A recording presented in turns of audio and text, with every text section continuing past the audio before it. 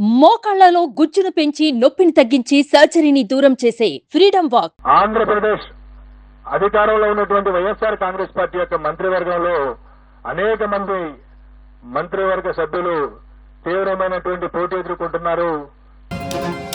కొద్దిమంది ఓటమి చవిచూడబోతా ఉన్నారు.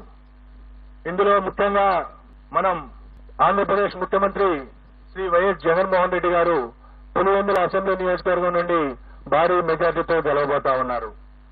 అలాగే సిదిరి అప్పలరాజు గారు ప్రస్తుత మంత్రి పలాస నుండి ఓటమి చవిచూడబోతా ఉన్నారు.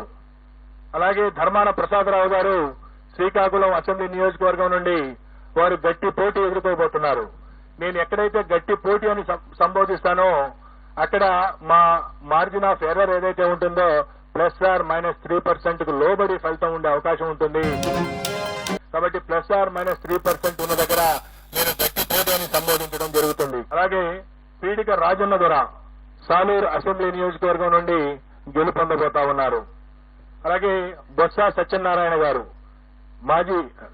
ప్రస్తుత మంత్రి, మాజీ పిసిసి అధ్యక్షులు, చీపురుపల్లి అసెంబ్లీ నియోజకవర్గం నుండి మంచి మెజారిటీతో గెలుపొందబోతా ఉన్నారు.